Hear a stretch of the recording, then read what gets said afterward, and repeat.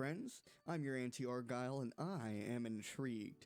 Dr. Pepper, where did he earn his degree? I started asking myself what the hell is going on, so I did a little dive into the history of Dr. Pepper, and I've discovered that its whole brand depends on one thing. Dr. Pepper is weird. It's so weird that the FDA doesn't even consider it as its own cola. It had its own classification made for it. The FDA qualifies it as a pepper soda.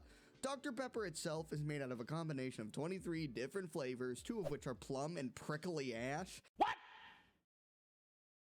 the fuck? Dr. Pepper has a really weird series of ad campaigns, but to truly understand where Dr. Pepper is coming from, I'm going to give you a quick overview of the history of Dr. Pepper. The year is 1885 in Waco, Texas, and Charles Alderton, a pharmacist from Brooklyn, makes a little concoction that he thinks is pretty tasty. Ooh, that's pretty tasty, he said, but where to sell it? Oh, I know. Let me find the guy at the local corner drugstore. They have a soda fountain.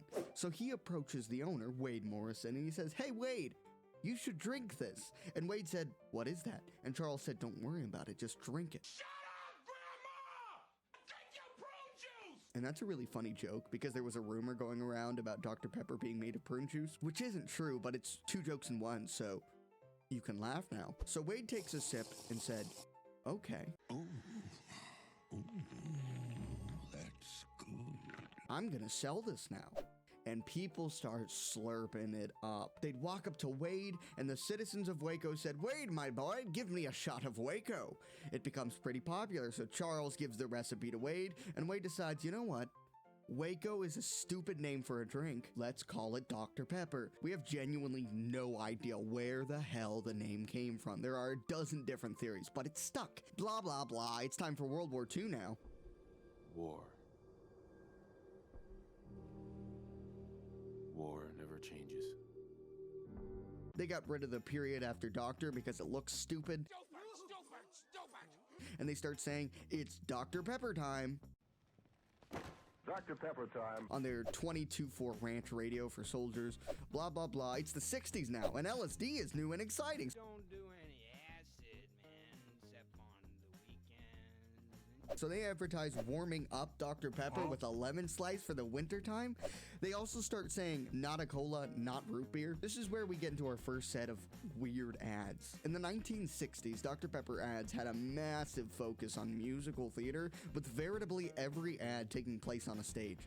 The first video we're looking at is just talking about how cool Texas is, so Dr. Pepper is pretty cool too.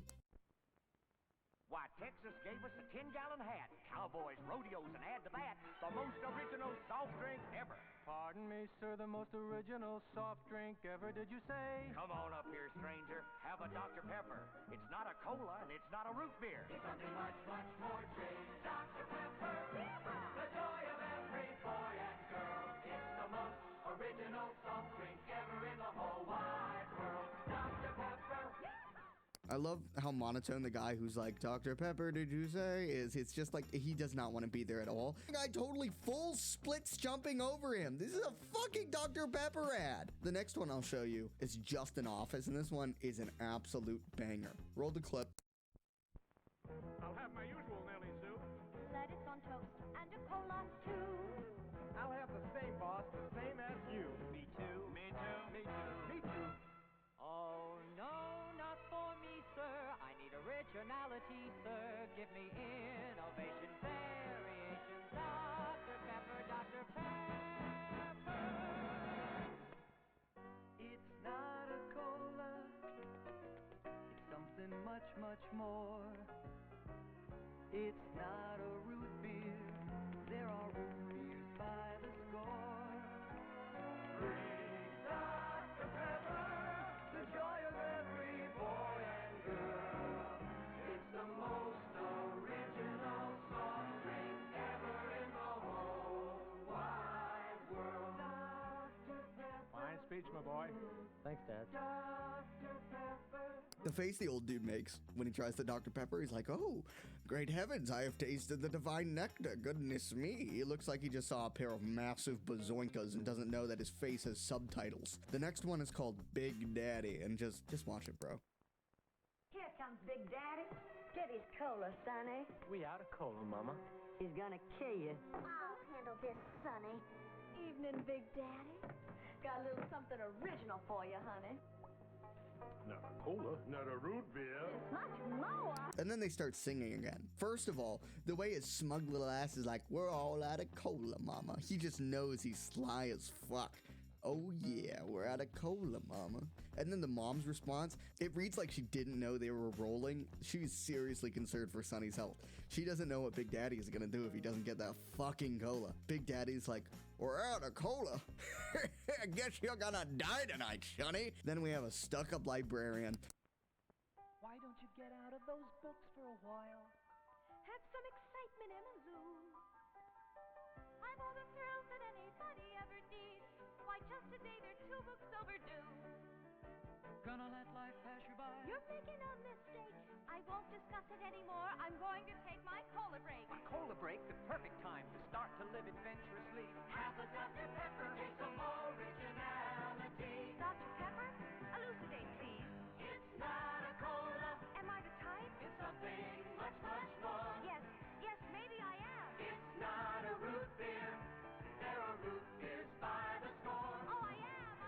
Drink Dr. Pepper, the joy of every boy and girl. I love how she takes a sip of Dr. Pepper and she's like, oh, fuck, guess I'm horny now. So horny.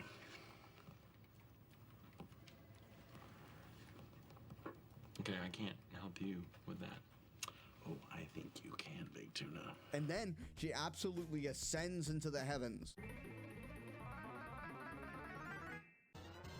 Now, we can't talk about the legacy of Dr. Pepper ads without at least taking a look at Donna Loren. Hi, I'm Donna Loren. Hi, Donna. Donna became the spokesperson of Dr. Pepper. She would do promotional ads and ceremonies and other such things. And these ads are no exception from being kind of goofy. But our caveman friends, wow. Now that you all have a bottle of Dr. Pepper, I want you to take a taste and then give me your reaction in one word.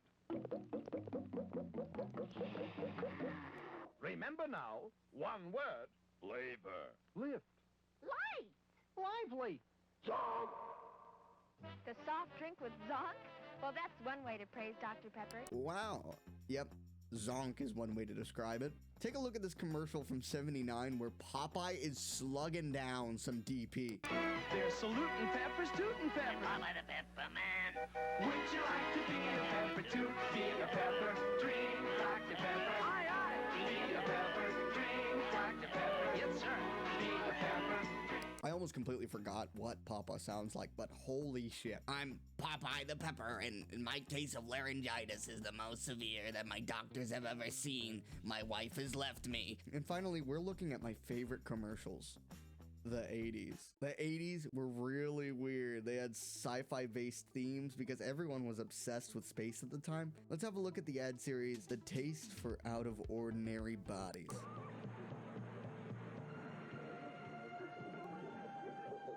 Give me the unusual. I said the unusual.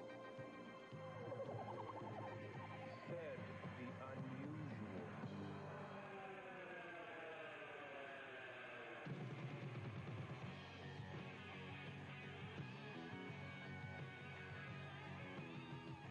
I love how pissed this guy gets. No, the unusual! And the bartender is just like, fuck, man, fine. And the massive plasma ball for finding the Dr. Pepper is great. Orville, why would aliens want to land here? To find intelligent life forms. I think this man is gay. But when? It's there! We seek intelligent life forms. We're all packed. That cola?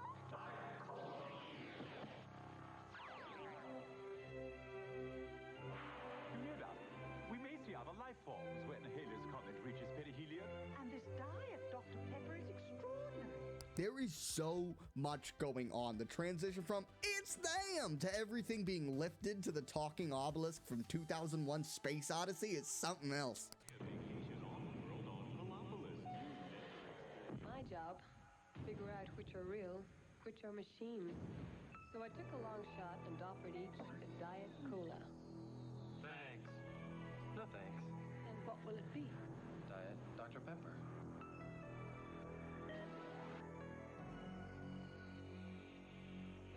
the story?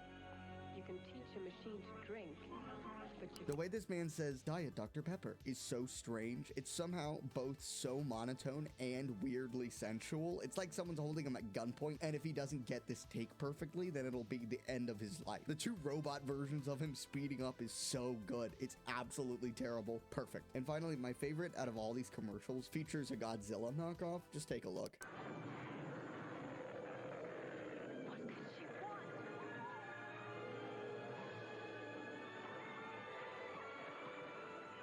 Unless Godzilla finds something to appease her, we're doomed!